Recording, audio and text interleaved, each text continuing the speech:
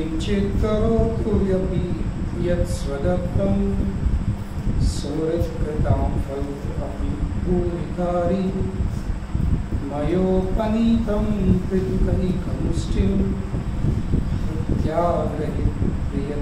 प्रत्याग्रहित प्रीतियुतो महात्मा प्रत्याग्रहित प्रीतियुतो महात्मा అయితే గత వారం మనం ఇక్కడ చర్చించాము. గత వారం ఇక్కడ కుచేలుడు శ్రీ భగవాన్ యొక్క కృష్ణ భగవాన్ యొక్క గుణాన్ని మనకు తెలుస్తున్నాడు.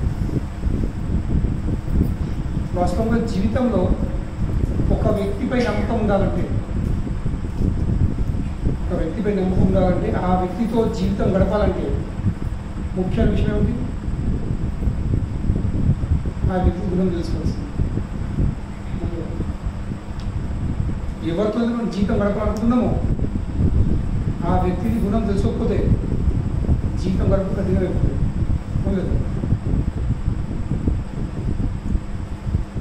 రెండు విషయాలు,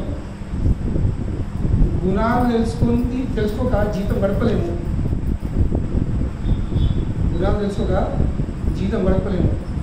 జీవితం గడపాలంటే గుణాలు తెలుసుకోవాల్సింది. ఇంకా కేవలం గడుపుడు కాదు, నమ్మకం ఉండాల్సింది. జీవితం ఎట్లా గడుపుతుంది? జీవితం గడపాలంటే నమ్మకం ఉండాలి ఒక్కళ్ళొక్కరి మీద, అప్పుడు జీవితం గడుపుతుంది.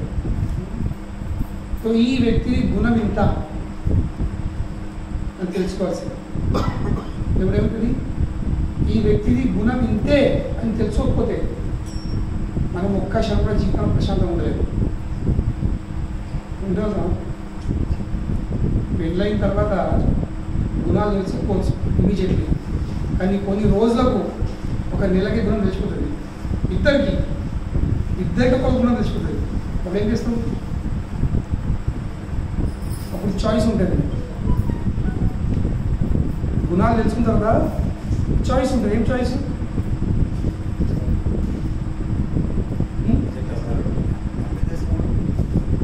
అడ్జస్ట్ చేసుకుంటావా లేక విడిపోతావా? రెండో ఆప్షన్ ఉంటుంది. రెండో ఆప్షన్ ఇంకా మూడేం లేదు. ఇది అడ్జస్ట్ చేసుకుని ఉండు, కానీ అడ్జస్ట్ చేసుకోవాలంటే తెలుసుకోవాల్సింది ఇంతే. మనం ఏం చేస్తాము? మనం అడ్జస్ట్ చేసుకునే బదులు మార్చే ప్రయత్నం చేస్తాం. గుణాలు మార్చే ప్రయత్నం చేస్తాము. ఇంకా గుణాలు మారాయి కాబట్టి ఏమిటాము? ఇంకా నిరాశలు అయిపోతాము. ఈ వ్యక్తి ఇంతే, ఈ వ్యక్తి గుణం మారడు. ఆ వ్యక్తి అంత్యం తెలుసుకుంటే ఏం చేయాల్సింది? ఏం మారాల్సింది. సంబంధం కొనసాగించాలంటే ఎదుటి వ్యక్తి మారకపోతే నేను మారే ప్రయత్నం చేయాల్సింది. మారంటే కనీసం సెట్ కావాల్సిందే కలుపులంగా. సంబంధం కొనసాగించాలంటే, లేదంటే ఏమిస్తాం? విడిపోవాల్సింది. కానీ విడిపోయే సొల్యూషన్ విడిపోయే సొల్యూషన్ కాదు. ఎందుకు? నువ్వు విడిపోయి ఉంటేనే ఉండలేవు, మళ్ళీ ఇంకోటి సంబంధం చేయబడుతుంది. ఉండదు. ఆ వ్యక్తిలో కొన్ని దోషాలు ఉంటాయి. అప్పుడు ఏం చేస్తావు? మళ్ళీ మార్చుతావు, మళ్ళీ మూడో వ్యక్తి మళ్ళీ మార్చుకుంటావు. చివరికి ఏమిటది? చివరికి తెలుసుకుంటావు అడ్జస్ట్ చేసుడే కాదు. ఇంకేం మారుతావు? మరి అదే అడ్జస్ట్ చేసుడు ఫస్ట్ వేసిన పడితే ఇన్ని స్టాంపులు పడుతుండేదా? ఇన్ని హ్యాండ్స్ అని, first hand, second hand, third hand, fourth hand అని. చివరికి జీవితంలో ఏముంది? అడ్జస్ట్ అవును ఉండదు. If not now afterwards. ఇప్పుడు కాకుంటే తర్వాత. అడ్జస్ట్మెంట్ లేని భౌతిక జీవితం లేదు. కనుకనే అడ్జస్ట్మెంట్ చేసుకోవాల్సింది. అప్పుడే సుఖం ఉండదు. కనుకనే మనం ఎవరితో ఉండాలనుకుంటామో, ఎవరితో జీవితం గడపాలి కొనసాగించాలనుకుంటామో ఆ వ్యక్తిని గుణాలను తెలుసుకోవాల్సింది. అప్పుడే నమ్మకం కలుగుతుంది. గుణాలు తెలుసుకోకుండా ఉండాలంటే కఠినమైపోతుంది. ఎందుకు? నమ్మకం కాదు.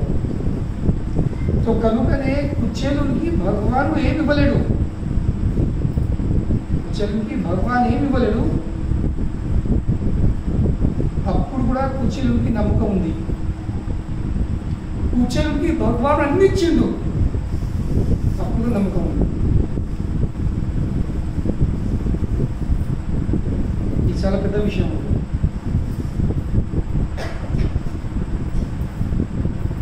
లేనప్పుడు భగవాను కృష్ణుడు కుచేలునికి ఏమి ఇయ్యనప్పుడు కూడా కుచేలుని నమ్మకము కొంచెం కూడా కిందికి తగ్గలేదు. కొన్ని ఇచ్చిన తర్వాత కూడా అంటే ఇవ్వనప్పుడు పొంగలేడు, సంపూర్ణ ఐశ్వర్యం ఇచ్చిన తర్వాత పొంగలేడు. ఎందుకు? గుణం తెలుసు. ఇది నా స్వామి, ఇది నా స్వామి. కనుకనే మనము చదివే శ్లోకంలో కుచేలుడు తాను తనే ఎప్పుడు ఈ నా స్వామి యొక్క గుణం ఏంటి ఎవరు చెప్తున్నాడు? నా స్వామిని గుణం, కృష్ణుని గుణం ఏంటంటే అతనికి ఎవరు కొంచెం కూడా ఏమిచ్చినా, కొంచెము ఏదో ఒక రూపాయి ఇచ్చినా ఎట్లా భావిస్తాడు? ఇంత ఇచ్చి నా భక్తుడు నాకు ఇంత సమర్పించి భావిస్తాడు. మరి అతడు 100 రూపాయలు ఇచ్చే భక్తునికి ఎట్లా భావిస్తాడు? నా భక్తుని నేనే ఇవ్వకనే పోతుంది. మనం రూపాయి ఇస్తే 100 రూపాయలు ఇచ్చి భావిస్తాడు.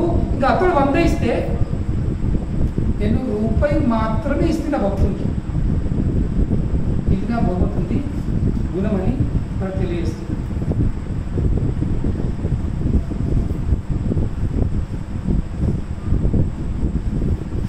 కనుకనే ఈ భావం ఉంది కాబట్టి, భగవంతుడి ఈ గుణం ఉంది కాబట్టి నేను అతనికి తీసుకెళ్ళిన ఆ 3 పిడికిల అట్టులను ఆయన ఎంతో ఆనందంగా స్వీకరించింది. మనం పరివారం చేసినాం, స్వీకరిస్తాము, కానీ స్వీకరించడం ఒకటి, ఆనందంగా స్వీకరించడం ఒకటి. మనకు అలవాటు, మనందరికీ అలవాటు. చెప్తారు మీరు ఎవరికోసం చెప్తారు. మనలో గుణం ఉంది ఒకటి. మనకు ఎవరో ఒక బట్ట ఇచ్చిన, చీర ఇచ్చిన, మీరే ఆలోచించరు. మీరు లగ్గాలకు ఎన్ని అట్టుకుంటారు, మీరు బట్టలు పెడతారు, చీరలు పెడతారు. చీరలు పెట్టి మనం వాళ్ళు ఇచ్చినప్పుడు ఇచ్చింది అట్లా పెట్టాలి, పక్క పెడతాం.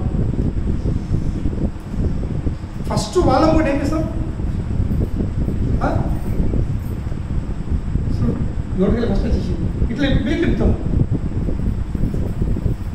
ఇచ్చి సెకండ్ పెడతారు ఫస్ట్. ఇప్పుడు సెకండ్ ఇట్లా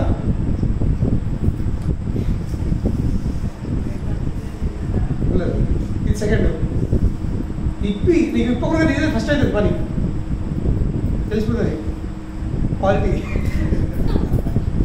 ఎన్ని రూపాయలదో ఇది 50 రూపాయల, 100 రూపాయల, 500 రూపాయల ఇట్లా అంటే తెలిసిపోతుంది పట్టేందని. దాని తర్వాత అప్పుడే మనుషులు నిర్ణయం చేసుకోవడము ఏంది, ఇది నేను కట్టుకుంటున్నా లేదా అని. అదే క్షణము, అది చిన్న క్షణమే ఇలా తర్వాత డిసైడ్ అయిపోతుంది, ఇది నేను కట్టుకుంటానా లేక నేను ఎవరు ఇచ్చిస్తానా. అదే క్షణం ఇంటికి కూడా వారు వచ్చిన తర్వాత ఎందుకు విషయం చెప్తున్నంటే, కుచేలునికి ఎప్పుడైతే కృష్ణుడికి ఎప్పుడైతే కుచేలుడు ఆ 3 పిడికిలా ముక్కిపోయిన అట్టులు ఇచ్చిండో, ఏదో ఫార్మాలిటీ ఆచారం అని స్వీకరించలేడు. మన కదా భర్త పెడితే సరే ఇచ్చని మనం ఎట్లయితాము తీసుకుంటాము, కానీ మనసులో ఏమైనా ఫిక్స్ అయింది దీని ఏంటంటే నేను కట్టుకో. ఇప్పుడు మీ కదా స్పెషల్లీ బతుకమ్మ పండుగలు అప్పుడు బతుకమ్మ చీరలు వస్తాయి, అందరు తీసుకుంటారు. కానీ తీసుకున్నప్పుడు తెలుసు ఏమని కట్టుకోమని, అవులేదా? మరి కట్టుకోమని తీసుకోకుండా తీసుకుంటుంది ఏంటి అంటే పుట్టుకునే వరకతాయి సజ్జల మీద అక్కడిక్కడ తిరిగిన కవర్లు కట్టుతాయి. కానీ చెప్పే విషయం ఏంటంటే, తీసుకున్నప్పుడే మన మనసులో ఏంటి ఫిక్స్ అయిపోయింది, నేను ఇది కట్టుకోను, అవును కదా. అంటే ఏంటి మనం దాన్ని ఆనందంగా స్వీకరించలేము. చెప్పాల్సిన విషయం ఇది, మీకు చెప్పాల్సిన విషయం ఇదే. మనం స్వీకరిస్తాము కానీ ఆనందంగా స్వీకరించాము. కానీ కృష్ణుడు అలా కాదు. కృష్ణునికి కుచేలు అందరికంటే థర్డ్ క్లాస్ ముక్కిపోయిన అనుభూతి వచ్చింది. దాన్ని ఎంతో ప్రేమ కొద్ది ఆనందంగా అడుసుతే ఎంతో పెద్ద బహుమతి, పెద్ద కానుక తెచ్చినట్టు స్వీకరించ అంత ఆనందంగా స్వీకరించింది. అంటే మనకు ఆ బతుకమ్మ చీరతే పెద్ద ₹1,00,000 పట్టు చీరే ఇచ్చినట్లు ఫీలింగ్ అవుతూ మనకు సాధ్యం కదా. ఈ ప్రపంచంలో భగవానుడు తప్ప ఎవరికి సాధ్యం కాదు. ఎవరన్నా బతుకమ్మ చీర ఇస్తే అబ్బా నాకు ₹1,00,000 పట్టు చీర వచ్చని ఆ ఫీలింగ్ తో స్వీకరిస్తామా?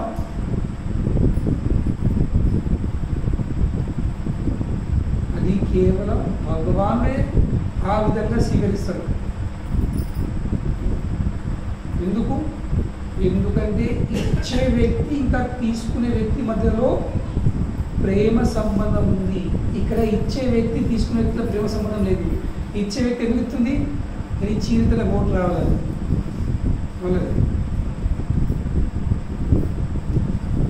భగవాన్ ఇంకా భక్తుల మధ్యలో ప్రేమ సంబంధం ఉంటుంది. బయట ప్రపంచంలో అందరు ఇచ్చేస్తారు కానీ ఏం సంబంధం ఉందల్లా? స్వార్థంతో కూడిన సంబంధం. ప్రేమ ఒకవైపు, స్వార్థం ఇంకోవైపు. ప్రేమ ఉంటే కొంచెం ప్రేమ ఇచ్చిన దాని అబ్బా ఇచ్చిన ఎంతో గొప్పగా భావిస్తాం. స్వార్థం ఉంటే ఎంతో గొప్ప ఇచ్చినా కానీ ఇదేనా ఇంతేనా అని ఫీల్.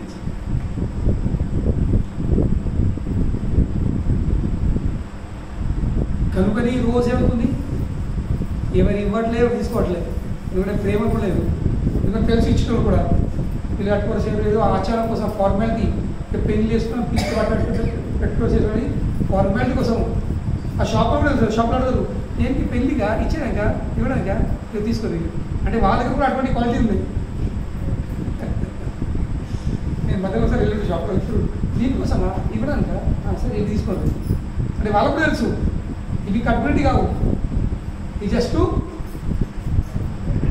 పెట్టడానికి అంతే. అట్లా తయారైంది షాపులో అటువంటి డ్రెస్సులు తయారైంది, అటువంటి చీరలు తయారైస్తుంది పేరు మాత్రమే. ఎందుకంటే అందరూ తెలుసు ఇవన్నీ స్వార్థంతో కూడినవి, ప్రేమతో కూడినవి కాదు.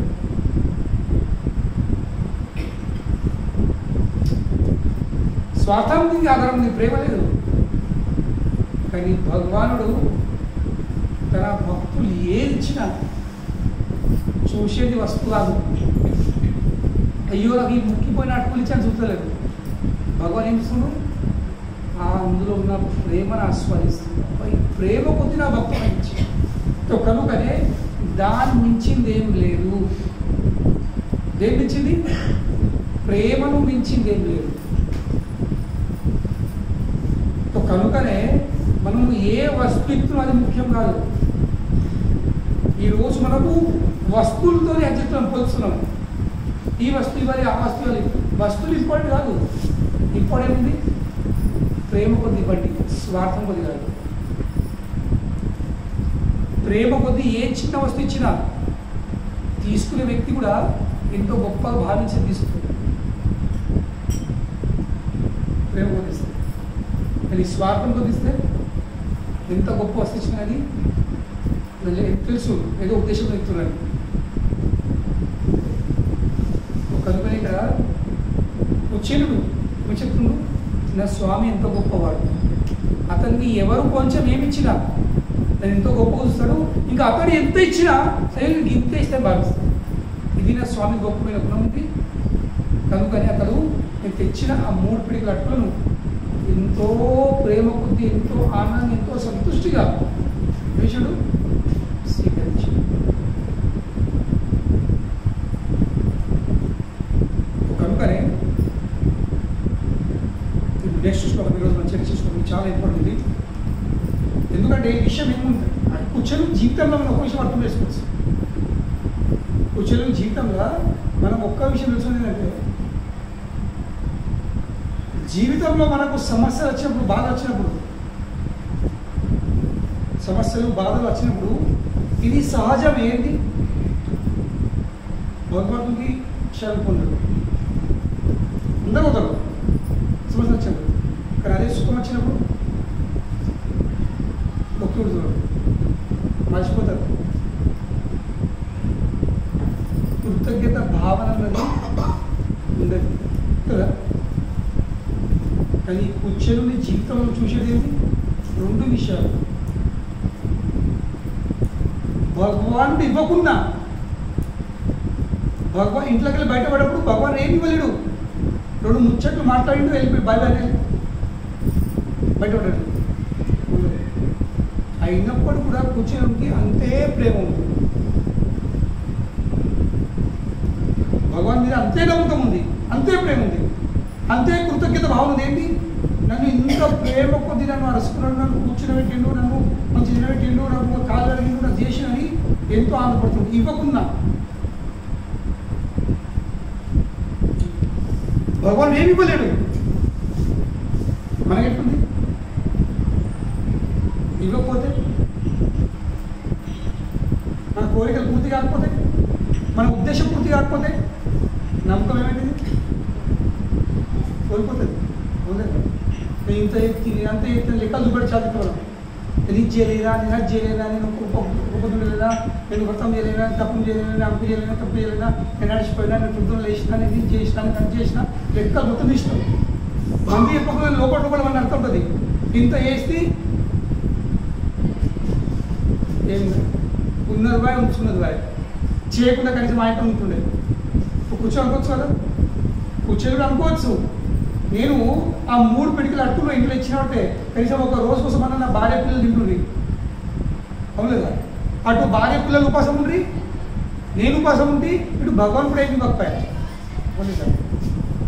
సో జీవితంలో ఎప్పుడైతే మనము అనుకున్నట్టు జరగాయో అప్పుడు మనసు నిరాశ అవుతుంది.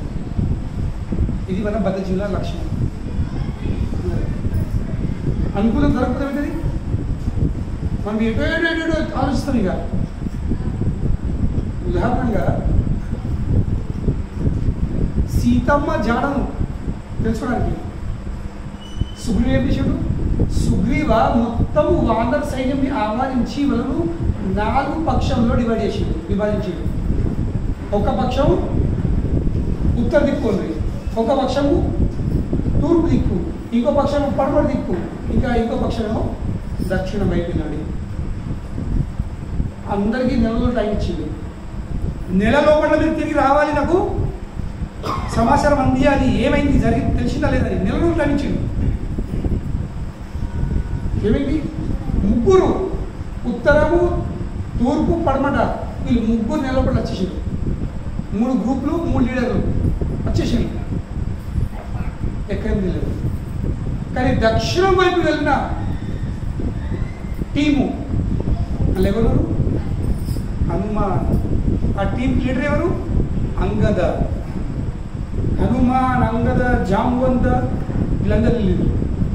ఇప్పుడు అంగదుడు లీడరే, పెద్ద బాధ్యత ఇచ్చి నెల రోజుల్లో పట్ల వెతికి ఏదైనా సమాచారము మళ్ళీ తిరిగి అందియాలి అనే కండిషన్. లేకపోతే చంపేశాడు. అటువంటి కండిషన్ పెట్టి సుగ్రీవుడు. వీళ్ళు నెల రోజులు దక్షిణ వైపు వెళ్ళిండ్రు, వింధ్య పర్వతాల వైపు. ఆ వింధ్య పర్వతాలల్లో ఒక్క వృక్షం లేదు, వృక్షం నాకు ఒక ఆకు లేదు. అటువంటి పరిస్థితి. ఆకలికి ధూపకు తాగుబడే నీళ్ళు లేవు. అంత దారుణ పరిస్థితి. సడన్గా మధ్య వాళ్ళు ఎవరికైనా కానీ పని అప్పగిస్తే కనీసం వాళ్ళది పొట్ట చూసుకోవాలి కదా. కడుపుకు తిండి లేకుండా, తాడానికి నీళ్ళు లేకపోతే ఎవరు చేస్తారు? సేవ చేస్తారా? అయినప్పటికీ ఎంతో ప్రయత్నం చేస్తున్నారు. చివరికి వీళ్ళు ఒక క్షేత్రంకి వచ్చేసిండ్రు.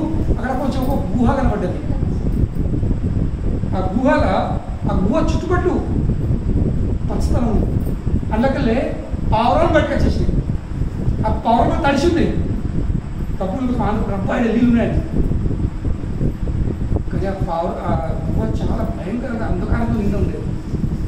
వీళ్ళందరూ ఏం చేశారు, ఒకరు చేతి పట్టుకొని మొత్తము ఆ గుహలకు ప్రవేశించారు.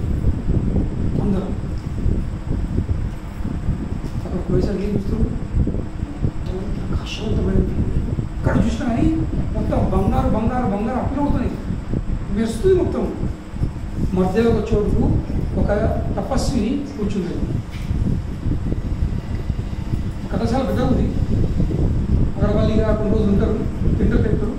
ఇక చివరికి హనుమానుడు, మీరు మమ్మల్ని ఇంత ప్రేమ దర్శకున్నారు, మీకు ఏం సేవ చేయగలరు చెప్పండి అమ్మ. ఆమె అంటుంది, నేను తపస్విని, నాకు ఎవరి సేవ అవసరం లేదు. సరే మమ్మల్ని మేము వెళ్ళిపోతామని చెప్తారు. అప్పుడు అవి ఏమిటండి, ఎవరైతే ఈ గుహలో ఒక్కసారి ప్రవేశిస్తారో వాళ్ళకి తిరిగి బయట. ఆలోచించండి, చేసుకున్న పండుగ అంతా ఏమవచ్చు,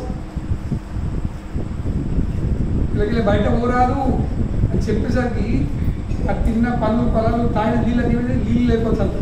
అవును కదా, అంటే ఏంటి, చనిపోడే. కానీ ఆమె చెప్తుంది స్వయం ప్రభా ఏముంటుంది, మీరు స్వామి వారి సేవలు ఉన్నారు కాబట్టి, మీరు శ్రీ రామచంద్రుడు సేవలు కాబట్టి నేను మిమ్మల్ని ఇక్కడికి వెళ్ళే బయటకు తీస్తాను. అంటే ఏంటి, భగవంతుడి సేవలో ఉన్న వాళ్ళకు ఎప్పుడు ఎలాంటి ఆటంకము ఉన్నది ఉండదు. ఆటంకాలే ఏం చేస్తాయి, వాళ్ళను ఆ సమస్యలు అడిగిస్తాయి. సమస్యలకి బయటెత్తారు. కఠినం అనిపించే అసాధ్యం అనిపించే సమస్యలు కూడా ఏమైంది, వాళ్ళకి సాయం చేస్తాం. ఇది నేర్చుకోవాల్సింది. కనుకనే భగవంతుడి సేవలో ఉన్నాడు ఎన్నడు నష్టపోడు. కృష్ణుడు గీతలు కౌంతేయ ప్రతిజాని నామే భక్త ప్రణశ్యతి. ఓ అర్జున, నువ్వు మొత్తం ప్రపంచం ఈ విషయం చెప్పేసి ఏంటి, నా భక్తుడు ఎన్నడు నష్టపోడు. భగవద్భక్తుడు నష్టం. ఎందుకంటే భగవంతుడు సేవలు ఉన్నది అప్పుడు. ఎందుకంటే భక్తుడు నష్టపోయాడు అనుకో, భగవంతుడు సేవ ఎట్లయితుంది కదా. కనుకనే ఆయన సేవ జరిపించుకోవడానికి ఆయన భక్తులు ఎప్పుడు రక్షిస్తాం. సో కనుకనే మనం ఎప్పుడు భగవంతు సేవ ఉండాలి. భగవంతు సేవ ఉన్నావా, నష్టపోయిన విషయం ఉండదు. దాని తర్వాత వీళ్ళు బయటకు వచ్చేసారు. వచ్చిన తర్వాత ఏమైంది, వాళ్ళు లోపలి చాలా రోజులు ఉన్నారు, టైం గడిచిపోతే తెలియదు. బయటకు వచ్చిండ్రు వాళ్ళు. చివరికి ఆ రామేశ్వరం ఒడ్డుకు వచ్చేసారు. అక్కడ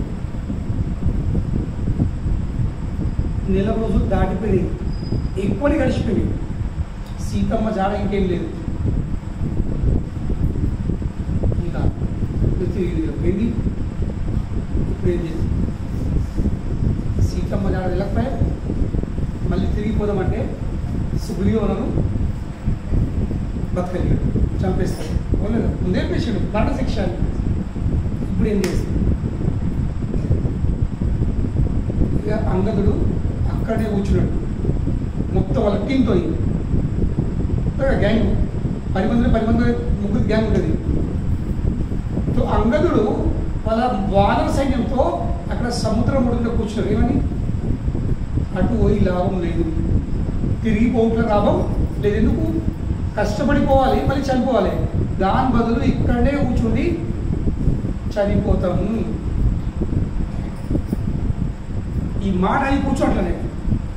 పక్కన చిన్న కొండ ఉంది, ఆ కొండపై ఒక పక్షి ఉంది, పేద ముసలి పక్షి.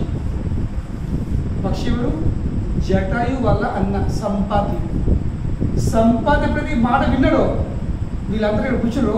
సంపద అంటుడు, చాలా రోజుల నుంచి నేను కూడా కొన్ని దినాలు, కొన్ని సంవత్సరాలు గడిచిపోయింది ఆహారం లేకుండా.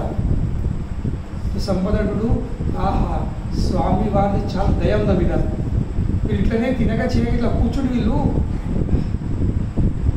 ఉపవాసం వేసుకొని చనిపోతారు, ఇక నాకు ప్రతిరోజు ఆహారం దొరుకుతుంది అని అక్కడ సంపద అంటుడు.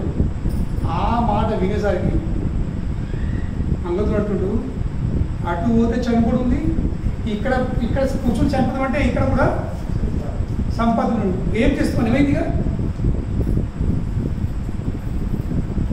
ఇటువంటి పరిస్థితి ఏమైంది మనకు ఈ బుర్ర ఏమవుతుంది పనిచేయడం అయిపోతుంది. సో కనుకనే జీవితంలో అనుకున్నట్టు జరగకపోతే దిమాగ్ ఖరాబ్ అయిపోతుంది. అయితే లేదా ముందు ఎక్స్పీరియన్స్ ప్రతిరోజు ఉంటుంది, ఒక్కసారి కాదు. జీవితం ఇటువంటి అనుభవాలనే గడిచిపోతుంది.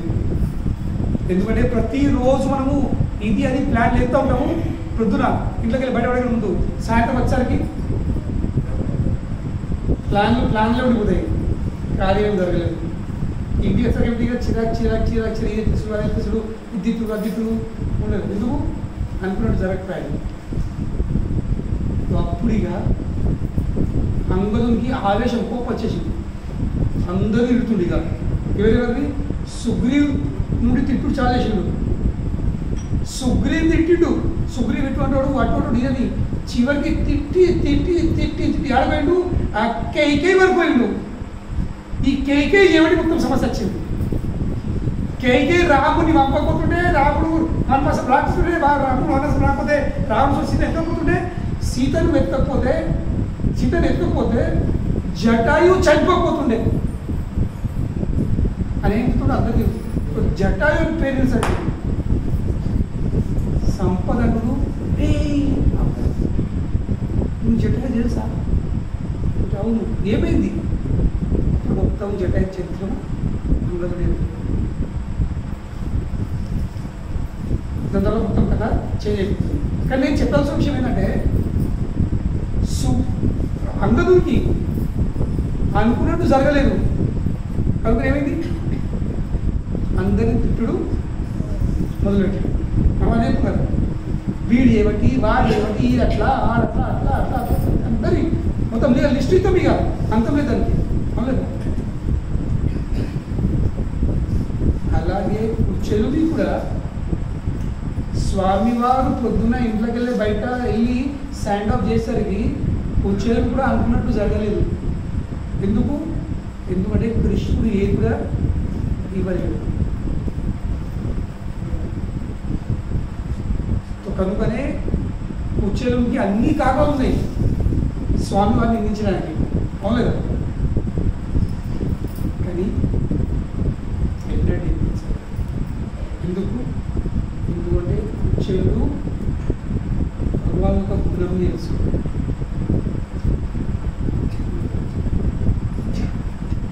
నిందించుడైంది ఇక భగవాన్ని కీర్తిస్తుంది. నన్ను ప్రేమ కొద్ది నన్ను ఇంటికి తీసుకెళ్ళిండు, నన్ను కౌరుకున్నాడు, నాకు ఇది చేసి నాకు అది చేసి అని ఎంతో ఆనందపడుతుంది. ఫస్ట్ పాటు తెలుసుకోవాల్సింది, జీవితంలో అనుకున్నట్టు జరగకపోతే తనను తప్ప ఎవరిని కూడా నిందించకూడదు. నిందించుకున్నాడు ఉంటే తనని నిందించుకో. నువ్వు దురదృష్టుని కూర్చోలేడు. నేను దరిద్రుడు, నేను పాపిస్తుంది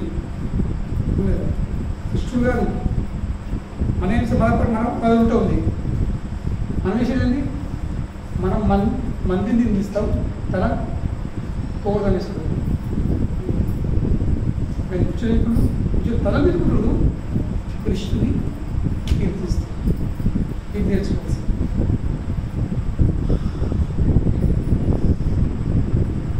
ఇది ఫస్ట్ కండిషన్. మళ్ళీ ఇంటికి వచ్చిన తర్వాత ఏం చేస్తున్నాం?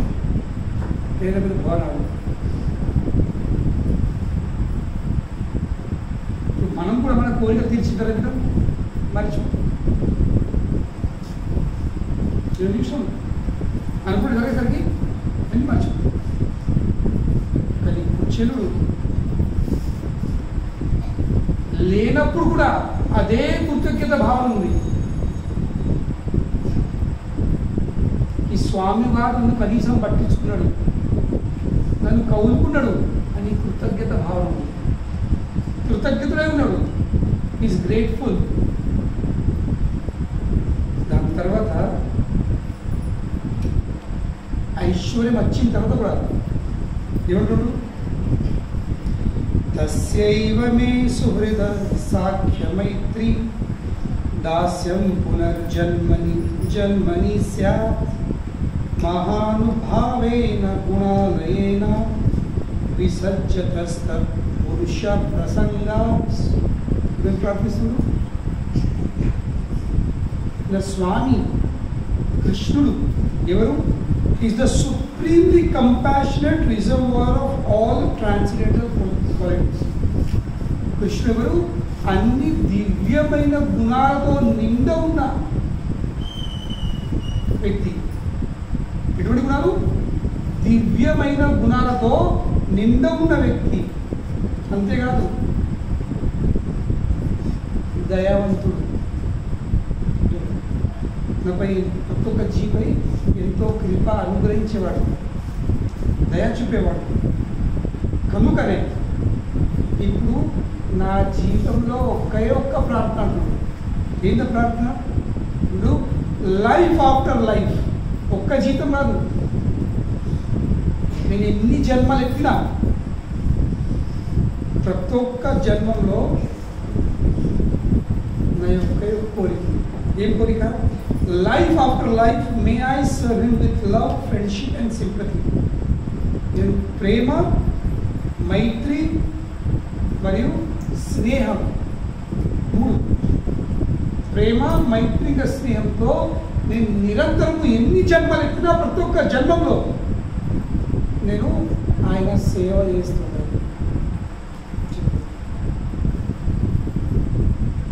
లేనప్పుడు కూడా సేవ కోరుకున్నాడు, వచ్చిన తర్వాత కూడా సేవ కోరుకున్నాడు. అంతేకాదు కేవలం సేవ కాదు, నాకు అతను పట్టు ఆసక్తి కలగాలి. I cultivate such firm attachment for him. చాలా దృఢనిశ్చయమైన ఆసక్తి కలగాలి.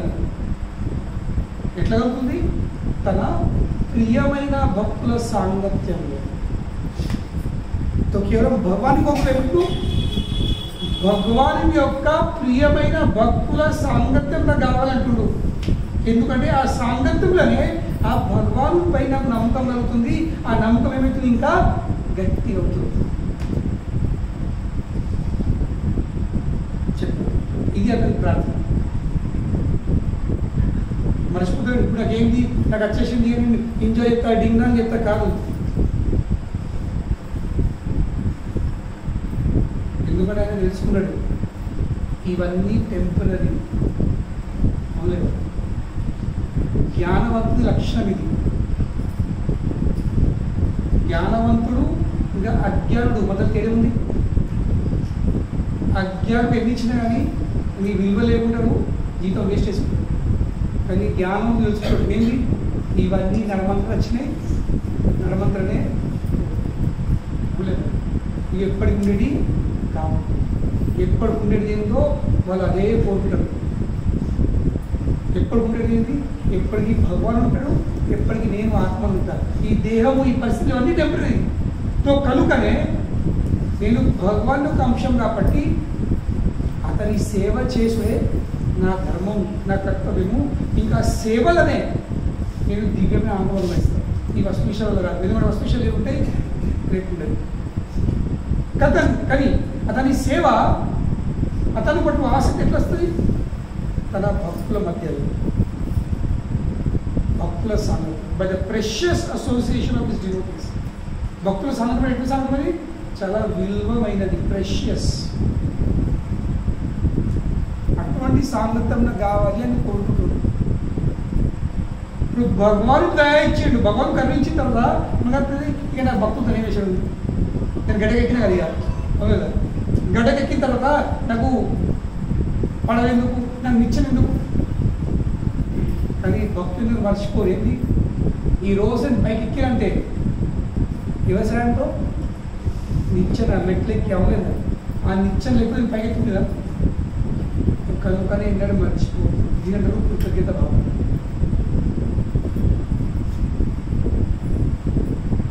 Should be grateful. సో కనుకనే ఇక్కడ అతనికి ఏం కావాలి?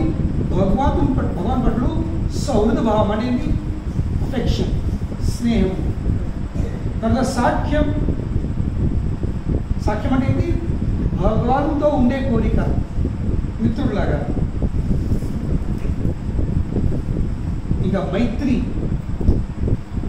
సాక్ష్యం ఇంకా మైత్రి ఈ రెండు ఒక్క లెవెల్. మన దాస్యం ఇలా మూడే కాదు, నాకు అతన్ని సేవ కూడా చేశాడు.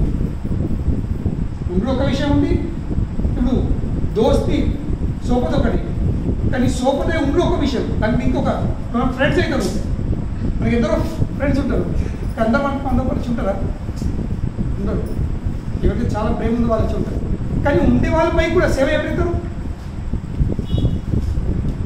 ఎవరికి చాలా ఎక్కువ ప్రేమ ఉంటుంది. ఇప్పుడు మనం కూడా ఒకవేళ ఎగ్జాంపుల్ ఎంత, ఇప్పుడు మనం హాస్పిటల్ ఎడుకుంటున్నాం, ఇవి అయిందనుకో కాలేజీకి వచ్చింది హాస్పిటల్ ఎడుకుంటున్నాం, అందరితో చూసిపోవడానికి ఈ దోస్తుడు ఆ దోస్తుడు అవులేదా, ఎందరో వస్తారు చూసిపోతారు.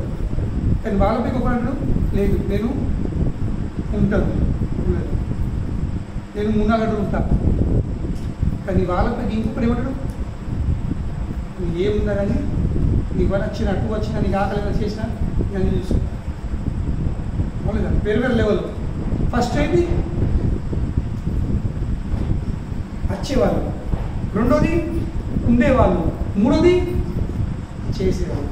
వచ్చేవాళ్ళు, ఉండేవాళ్ళు కనుకొనే కూర్చొని అదే కొనుక్కుంటారు. నేను కేవలం మీతో పాటు ఉండు కాదు, ఇలా వచ్చిపోడు కాదు, నాకు మీతో ఉండేది ఉంది. ఇలా ఉండే కాదు, నాకు మీ సేవ కూడా చేసేది. ఇది చెడు కోరుకునేది. దీని అర్థమైంది, భగవానుడు ఇచ్చిన ఐశ్వర్యం అనేది ఎలాంటి ప్రభావం లేనప్పుడు ఎట్లున్నాడో, మన దగ్గర డబ్బు ఐశ్వర్యం లేనప్పుడు ఏ భావం ఉన్నాడో, ఏ ప్రేమ భక్తుందో, ఐశ్వర్యం వచ్చిన తర్వాత కూడా అదే ప్రేమ ఇంకా ఎక్కువ ఉంది. ఎప్పుడు సాధ్యమైనది? ఎప్పుడు భావం ఉంటుంది? ఎప్పుడైతే మన హృదయంలో కృతజ్ఞత భావం ఉంటుంది. ఈ భగవాను నాపై దయ చూపిండు, ఇది నా శక్తి సామర్థ్యం కాదు, అతని దయ. నీవన్నిటికీ నేను అరుగుంది కాదు, I'm not qualified to receive all these things. కానీ ఏదో భగవాను నాపై దయ చూపికి ఇచ్చేసిండు, అతని అనుగ్రహం ఇది. సో కనుకనే జీవితంలో తెలుసుకోవాల్సింది, లేనప్పుడు కూడా భగవానుడికి మనకంటే ఎక్కువ తెలుసు. ఎప్పుడు ఏ వ్యక్తులు ఇవ్వాలనో ఇచ్చినా కానీ మనకు ఆ పొందే అర్హత ఉందా లేదా, లేక ఇచ్చే వస్తువులు జీర్ణం చేసే శక్తి ఉందా లేదా.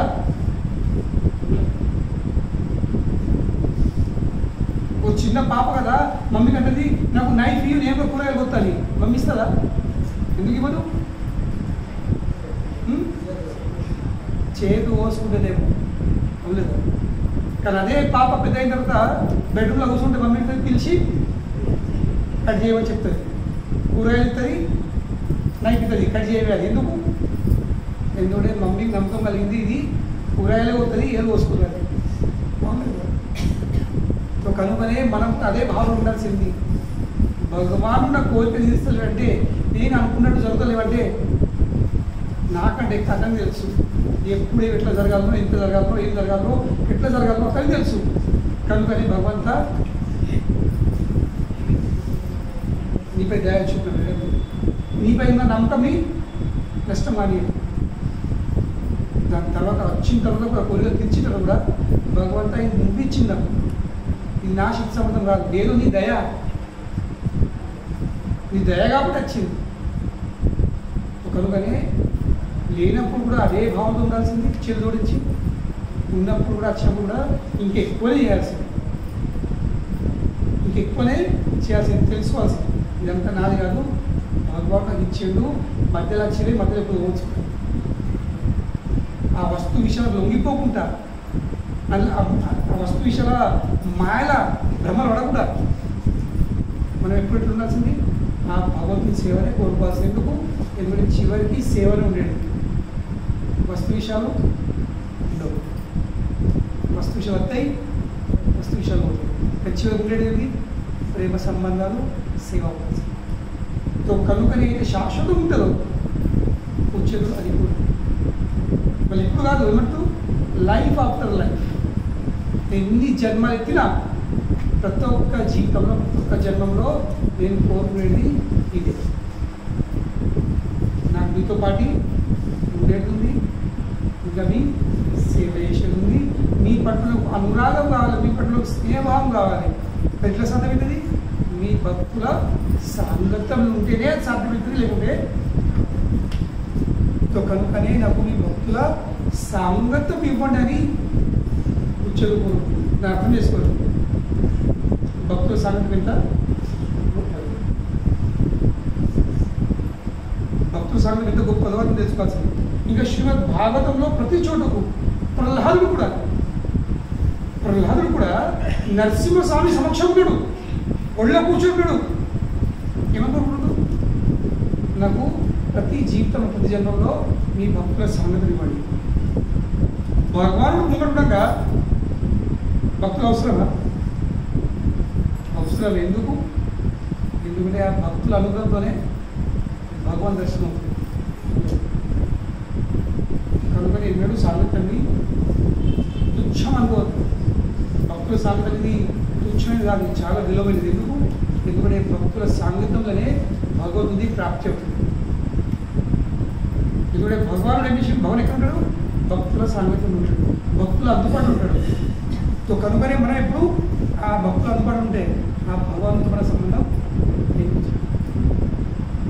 హరే కృష్ణ. శ్రీల ప్రభుపాదికి